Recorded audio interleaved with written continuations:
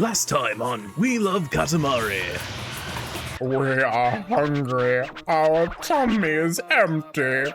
What shall we eat? Oh, it's Ace. Excellent. You look like a delicious breakfast. We don't need you. We just have the print. Nice. Go home, please. I'm so tired of drowning. And now on Katamari. Hi Kiwi, and welcome back to a new episode of Katamari. We love it, we hate it, we just can't say the name right. We're gonna do the dog level. I wanna roll up the brightness. Oh, that's the wrong button. There we go. I'm a dog, but I love Katamari Damacy. I play it constantly when I'm in the doghouse. I play against other dogs too. Woof, or woof. I was just thinking that we could roll up the sun. I'm sure you can, woof. You can roll it up, right, woof? Okay, I'm definitely losing my voice. This is the third episode of the day, and we're gonna keep it going, but voices may suffer a little bit. I want to record more than I want to have the good voice. Katamari Damacy is cool, don't you think? Money. Good to see you finally replace that lame-ass Ace. God, I was sick of seeing him 3 levels with just a boring orange wannabe prince. My goodness, it's good to be back. Really, there's even a dog in our fan base. Are you a dog, Marnie? Oh, doggy play too, how cute, Better watch out, he might slobber all over you. You know, tennis balls are terrible for dogs' teeth. Wears them thin like sandpaper. You are sandpaper to a good boy. How could you, Marnie? What? The dog, what did they say? What did she say? She said, why don't we roll up the sun? Really? We want to hear her too. She said sun almost, maybe almost nearly. Woof woof, the sun, woof woof. But we are really so moved by our canine fan that we will roll up the sun anyway. Well, we'll at least see you try, you lame-ass ball boy. Katamari Damacy.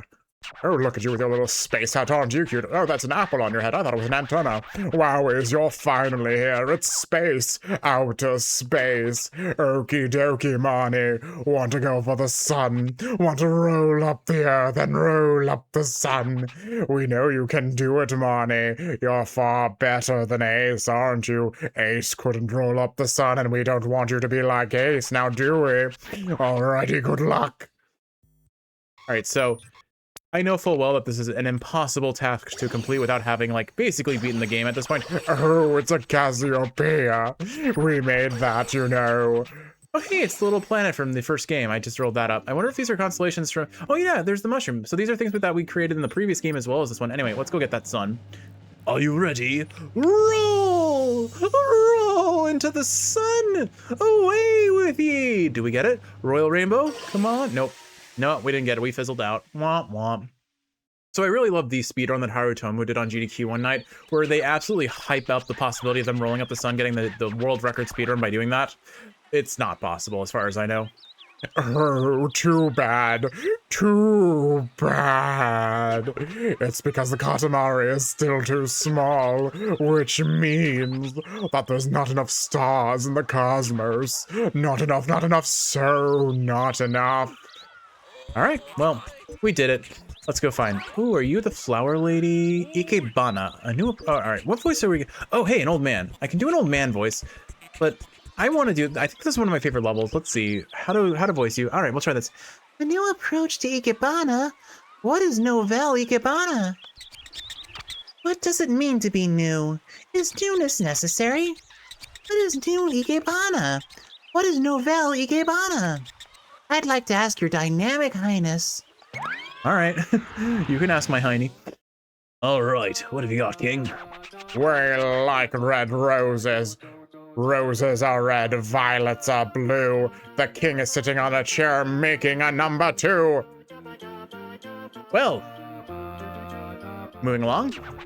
The defined flowers, the deadly thorns. Oh, shivers. Oh, Marnie. What? Ikebana? We like roses, so we're all about gardening. You know, that Lorenz Hellman in Gloucester's all about roses, too. He has a whole rose garden. It's beautiful, the little slugs that come out of the petals. It's gorgeous. It's magnificent. It's so objectively creepy, and I love it. No interest in Ikebana, though. None at all. Your Highness is so sensual. I'm sorry, what? Sensual? Well, Ikebana is too fabulous. We think this is the time for Ikebana. Off we go to create a new style. No, no, no, no, no, no, no, no, no. Yeah, this is one of my favorite levels in the game, actually. Wonderful. Is this the land of dreams? It's so beautiful. We are all struck by the power of Mother Nature. Oh, completely slipped our mind. How about this much time to roll up as many flowers as you can and make a beautiful, herbaceous Katamari? All right, Imani, it's all yours now. Hopefully you do better than Ace on this one at least. My god, you failed at rolling up the sun. How could you? You object failure. Literally an object. You're a tennis ball. Who designed you, by the way? You look like a choice. I don't know whose choice it was, but that was the wrong choice. Oh, is that a 7 dwarf? Is that one of the 7 dwarves? Oh, hey, it's Ichigo. Hey, Ichigo. Anyway, so in the last episode, I started to ramble a little bit about Sonic Adventure 2 before the king rudely interrupted me about his love of rolling. But maybe it's my time to sing the praises of rolling around at the speed of sound. Got places to go, gotta follow my rainbow, in fact. Oh my goodness, City Escapes theme back in the day, it was one of the best songs of my childhood, an anthem of my childhood, if you would. Even more so than Live and Learn, which at this point in my life, I might argue is a little bit better than City Escape. Flowers are so pretty. Thanks, King. Anyway, but I don't know, which song from Sonic Adventure 2 wins in my eyes? City Escape or Live and Learn? I think for hype reasons, Live and Learn wins, but for like overall impact and bonding with friends and things of that nature, City Escape definitely wins. Oh, you just rolled up something weird, some weird strawberry. Wait, it's Cousin Ichigo. Oh, stop getting in the way. The fun fact, Kiwi, if you didn't know, which you will one day if you don't, Ichigo is the Japanese word for strawberry. You could have seen that coming with our strawberry-flavored cousin. Anyway, Kiwi and I are actually taking Japanese lessons right now. It's on an app, so like take that with a grain of salt. It's self-directed in its entirety, but sometimes self-study is just the best way to go about it because you get to set the pace. You can do as much or as little as you want. The as little as you want can be a double-edged sword, I suppose, but if you're not feeling any, oh hey, what are you doing here? We already got that one. King doesn't even get excited about us finding another cousin here. Okay, fair enough. Anyway, so I don't know. I feel like your self-directed study is both good, but also a bit of a double-edged sword in terms of potentially losing to the whims of time and energy and mentality resource depletion, if you will. But while it lasts, Kiwi and I have absolutely been having some fun learning some basic Japanese. We're very much at the very start of the lesson, so there's still a lot to learn. I have a bigger foundation than Kiwi does just because somehow from all the anime I've watched, I've kind of slowly gotten a grasp of the language despite never directly studying it in any substantial quantity, which is kind of cool in its own way, like just recognizing that I have watched. So romantic. Time to summon the Grecian mythologic creature, the Romanticore. Oh, was that a funny joke by the king of all cosmos? A present for us, a present from a fan. Make sure you keep it tightly rolled up, safely rolled up. What a squirrel. It's chipmunk. Oh no, it was a squirrel. Cool. All right, let's go downstairs and see what's down here. Anyway, so yeah, I think overall, City Escape is the song that me and my friends would bust out singing together, so there's definitely a nostalgic bit, but I think nowadays my tastes have leaned a bit more towards, oh, that's a scary bear, let's leave him alone. My preferences have certainly shifted closer to, I would say, Live and Learn being the hyper, more fun song for me. Still both genuinely great times. Hey, it's a Vileplume! And I can't get the Vileplume flower, oh well. We can get the goddess of Earth herself. Oh, it literally is God. What the heck? Who's that woman? She's encroaching on my territory. And why is she coming out of the water? Why is God in the water? I think there are 7 dwarves in this level. I wonder if there's like an achievement for collecting all of them. Wouldn't put it past the devs for that one. Feels appropriate. Anyway, we apparently have already collected God. 1 minute left. God is dead. I am the new God. Long live the king. Oh goodness. Yeah. This is what I want from this series, is to just be as unhinged as I can be with the king. Sometimes it'll work, other times it's gonna flop. But the goal is to have fun, and my goodness, am I having fun. As anyone playing Katamari at the end of the day should be doing. Fun is the ultimate goal of any game, is it not, Kiwi? Anyway, yeah, so what else? What other songs from Sonic Adventure? I mean, White Jungle I think I really liked. I don't know, I just have nostalgic for all this song. Oh, hello, Sagittarius. Okay. Or was that, what's the god from, oh gosh, I'm forgetting, Chiron? Chiron? Yeah, Chiron was a centaur. I only know that because I looked it up when I was playing Hades, because someone has to appreciate a little bit of the baseline of Greek mythology with all the Hades I play, you know? Feels a little bit obligatory. Okie dokie, Moki. All done with the flower power Katamari. Oh, that's pretty flowered up already. Oh my goodness, look at those fly traps just absolutely like having the worst time of their lives. Anyway, oh, that's pretty. I didn't read the rest of the line, so go ahead and say it with me, Kiwi. Royal Rainbow. Royal Rainbow, Kiwi. Royal Rainbow, yay! Alrighty. This is a wild experience to just keep going back and forth with my brain that is the king and my brain that is me trying to say something. Passionate love, passionate amour, amour. The international message of the Red Rose, Lorenz, Helm, and Gloucester. So fabulous, too fabulous is that, Lorenz. This Katamari is fabulous too. Wait, when did you make this? Oh, I can do this. 1,130 flowers. Oh no, we've never seen a Katamari so beautiful. It's kind of new, yes, to think there could be such beauty even in a Katamari. Well, we're sure the Ikebana teacher will be happy. Yes, we are happy too. Now, if only Lorenz was here to enjoy the beauty of the rose. Wow, we got a flower as a present. Fabulous. Maybe you can grow your own Lorenz garden off of your head. It's so lovely, but it's far too small for us. Marnie, you can have it.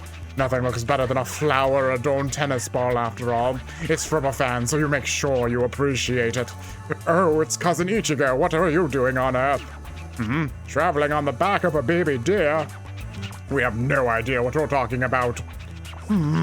There goes my throat. 1 second. Emergency tea, emergency tea. This Katamari feels flowers-ish.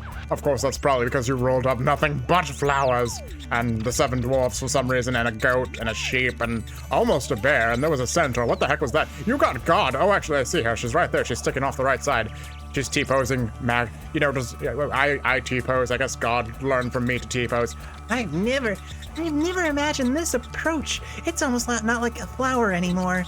It's so powerful, but there's no point if I just copy this. I'm presenting this Katamari to you, Your Highness.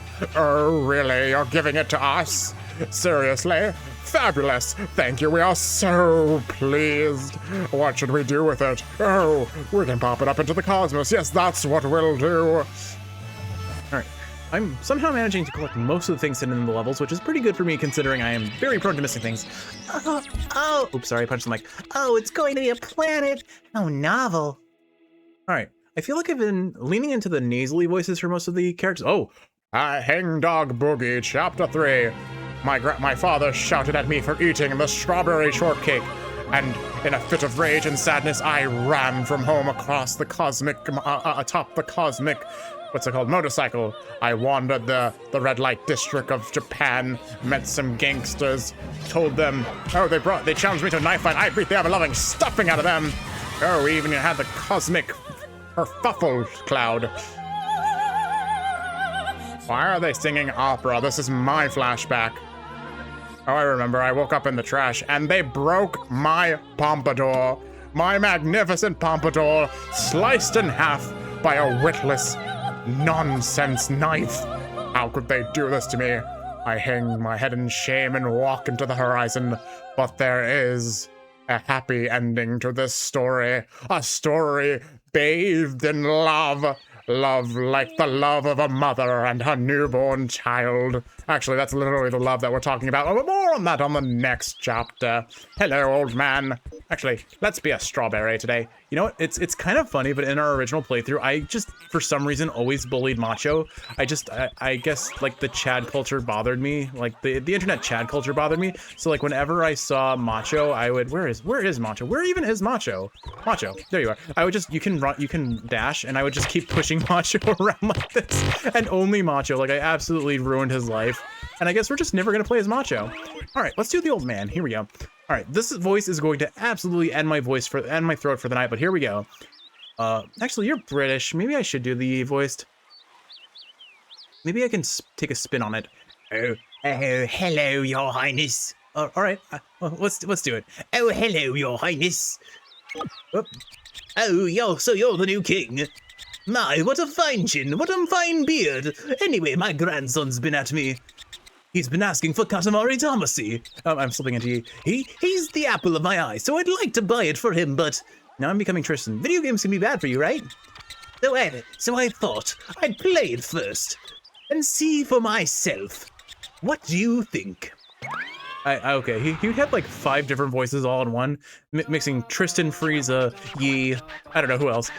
Oh, hello, Ichigo, you're so tiny as ever, as small as a strawberry even, maybe smaller. Are you working out? Are you boxing? Oh, you're wrapping gifts inside of present boxes. We used to box. We just remembered. I had my stuffing beat out of me by like some random kid on the street. We did beat a rabbit once. We did beat a rabbit once. Stole his carrot, rubbed it in his face, and called him a half-wit. Anyway, what?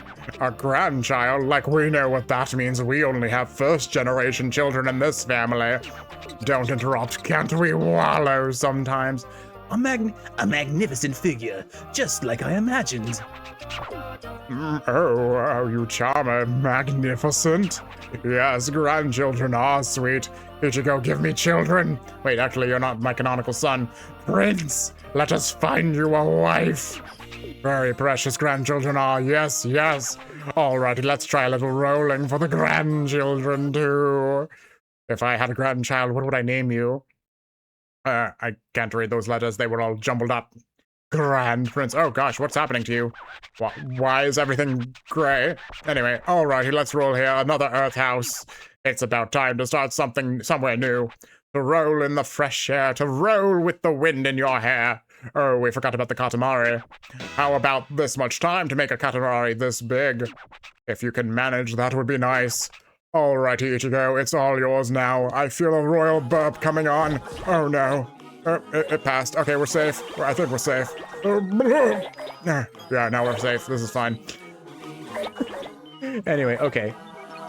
Kiwi told me that I owe her some Kingdom Hearts rambles, so I think that's probably where I'm going to start. So, my first experience with Kingdom Hearts, I want to say was Kingdom Hearts 1 at a friend's house. Good old days. Honestly, interesting story. This was a friend of mine who I think everyone kind of thought was gay. He was very, very energetic and had a certain way of talking, so everyone just labeled him as gay. I, to this day, do not actually know what his sexual orientation is, and I have no problems with it one way or the other, but certainly when you're a kid growing up and people want to bully you and they're going to, like, question your sexuality, at that time I wasn't really comfortable with who I am and what I am, but I didn't really know, and it felt really, like, back then it felt like being gay was a bad thing necessarily, I suppose, just because of, like, the social stigma in the people around me. I don't have that stigma anymore, far from it. If anything, a lot of my friends are gay, or some form of queer. Oh, we can finally talk. When we were little, we used to box. We had a gay spell. Well, not just boxing. We used to study every kind of martial art, like ballet, karate, pro wrestling. That was very tough. We were always crying. Oh, the memories. You can get to more places if you roll on from here. If you want to learn to box, you have to start with running. Anyway, yeah. So I don't know. It was a weird dynamic of people. Like I was accused of being gay on a number of occasions, mostly because I think I just didn't really show interest in the girls of my class. And I think that was more just I didn't have any real connections or friends that were female at the time, you know. Anyway, I don't need to talk about my sexuality here. I'm comfortable with who I am, and I don't really know what I am. I'm just me, and that's good enough. I'm with Kiwi, and that's good enough too. I'm happy with my partner, and I don't need to question anything other than that. Anyway, so this was one of the several people that people accuse me of being gay with. Good friend, very good friend. Haven't talked to him in a while though, because we kind of went our separate ways after. I think he moved to. I know he moved south, probably one of the Carolinas, I believe. He unfortunately lost his job to AI. He was a. He did advertising, I think. Anyway, I don't need to go into that either. Point being, cool dude, very cool dude, very good friend of mine for most of my childhood. I think we met in middle school. He introduced me into RuneScape now that I think about it. So he introduced me to two of my favorite games of all time as a kid, RuneScape and Kingdom Hearts. So needless to say, had a huge influence on my life and a lot of my identity, whether that's my sexual identity or otherwise. I digress. Where was I going with this story? Right, that was how I was introduced to Kingdom Hearts. I remember hanging out in his bedroom and we were playing on his big TV that was at the foot of his bed. That's where that story was going. I should reach out to him and see how he's doing. I hope he's doing all right. Anyway, moving along. Kingdom Hearts 1. I just... we can finally talk. Anyway, one day we were in a real bout, a boxing bout, of course. Our semi-final opponent was a rabbit. Again, beat the stuffing out of him, stole his carrot, rubbed it up his butt. We just managed to KO using a carrot. We knocked him out with the carrot up the butt, I guess. Then came the final. For the final, we faced him. He was so strong, we couldn't beat him. The shame. You can get to more places if you roll on from here. Everyone have a good time. Show that grandson what it's all about. I don't know. Anyway, yeah, so that was my first experience to Kingdom Hearts. I had never played a Final Fantasy game at that point, so like the idea of Final Fantasy characters being part of the draw of these games just made no sense to me. They were just they were cool designs. They definitely fit my aesthetic as a kid of spiky-haired, sword-wielding, edgelord, like edgy adjacent characters. I wouldn't say anyone in Kingdom Hearts is definitively edgy, perhaps, except for maybe Sephiroth. But Sephiroth is his own can of worms, and I didn't actually get to experience Sephiroth for quite a while later, after my initial exposure, I suppose. But I think I'm slowly realizing that my type and Kiwi's type are very adjacent to each other, and Sephiroth is both our type. We like villains. There's a certain power and enjoyment in the villain aesthetic, and Kiwi and I both just enjoy it. Anyway. I digress. Let's see, where was I going with this? So, Kingdom Hearts 1, I think my introduction to the game, I either started playing it from the start of the game or I started playing it from Monstro, which was, I have like ingrained sort of, I don't know if I'd call them traumatic memories, but something adjacent of just, when I think of Kingdom Hearts 1, I think about getting lost in Monstro, and that's the first thing I think about every time. It's either the fight you have against Leon at the very start of the game, where you're kind of intended to lose, but you can win, and then absolutely getting lost in Monstro. Monstro is a bit of a difficulty curve for me. Basically, for context, Kiwi, you're traveling between the worlds as you are off to do in Kingdom Hearts, and dodge the bike. Oh, well, we didn't dodge. Bad dodge. And Monstro just comes out of nowhere and just eats your ship. And you're stuck inside of Monstro's belly, and then you do the Pinocchio journey, or the Pinocchio getting corrupted by the darkness story arc, basically, where your best friend Riku effectively kidnaps a kid. Oh, hello, train. Effectively, your best friend just kidnaps a child. Oh, goodness, actually, that kind of worked out in our favor somehow. Anyway, yeah, so your best friend basically kidnaps a child and tries to lead him astray. Well, pretty much. I mean, forgive me if I don't fully remember the full scope of the events of Kingdom Hearts, but there was certainly a vibe to it. I don't know, as a kid, the aesthetic of Kingdom Hearts as a whole is just so cool to me. Character designs aside, where I don't know if I necessarily resonated with any designs. The baggy pants, the multiple belts, classic of, what is it, early 2000s, late 1900s, I guess technically late 1900s, if we're gonna really be, whatever. I think it was early, I want to say early 2000s. Early 2000s Tetsuo Nomura's aesthetic was all of the zippers, if not all of the belts. And I don't know, it really informed my aesthetic senses as a kid. I thought it was all of the designs were really, really cool. I don't know if I'd agree with that assessment now, but there is a timeless nostalgia that I certainly will not look upon in any way other than with genuine fondness and heartfelt whimsy, I suppose, for lack of a better way to describe it.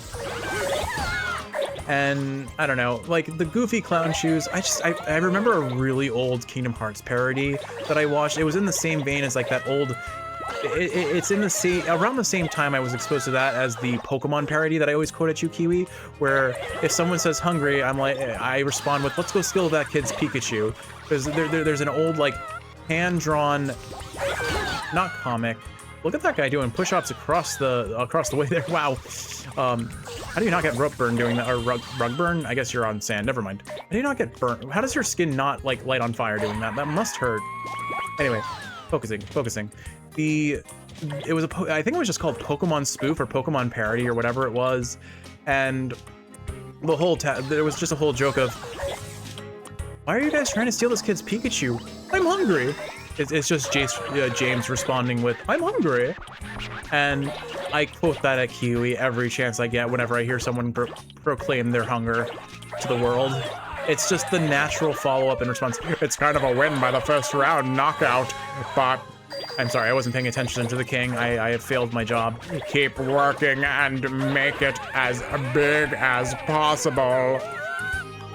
Anyway, yeah, so I remember that, and then there was I don't even remember the Kingdom Hearts parody that well. I just remember I thought it was the funniest thing in the world, and I tried to show it to my parents, and they had like nothing but like, why is this funny? Why are you showing this to me energy? Which is a little disappointing in hindsight, but it is what it is. Like, I certainly understand why.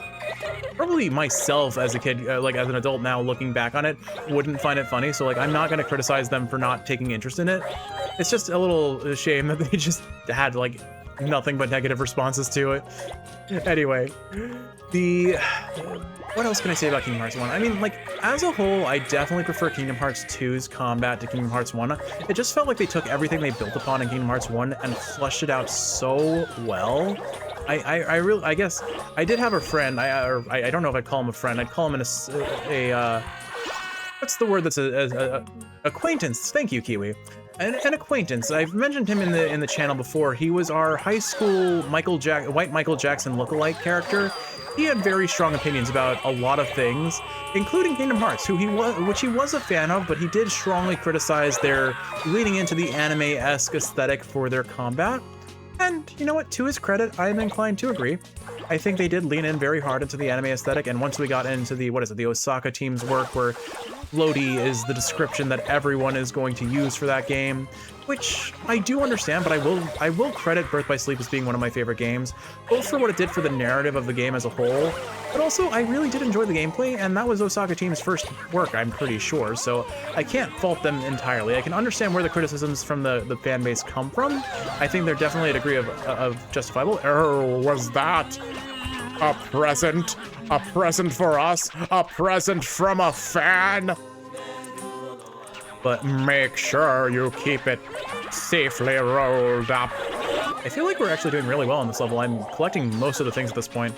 This game is just so unforgiving with its like max out ranks that I'm sure I'm still going to underperform, and he's going to call me just shy of decent.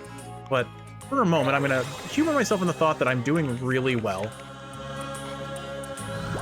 Try and get a roll up. Well, that police car just said nope, no rolling through here. I stole your clock tower though. Anyway, so I don't know. I completely lost my acquaintance. Michael Jackson friend acquaintance was not a fan of the anime style combat. I really loved it. I loved when you got the ability to, as a kid, the ability of the thought of dual wielding swords on its own was like the coolest thing. And for a game to bring in the combat system to let you do that, it honestly, not just did it look cool to me as a kid, but it felt great to play genuinely. Like, I'm really impressed with how flushed out Kingdom Hearts 2's combat in particular felt, but there is a there is a nostalgic fundamental goodness to Kingdom Hearts 1's.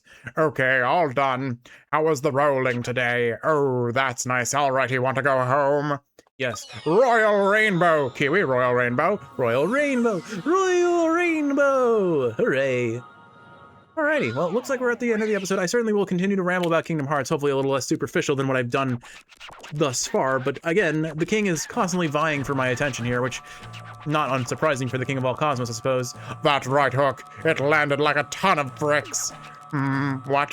What's that? What's this in our right hand? It's a Katamari, a Katamari. That was fun. Oh, fierce Katamari.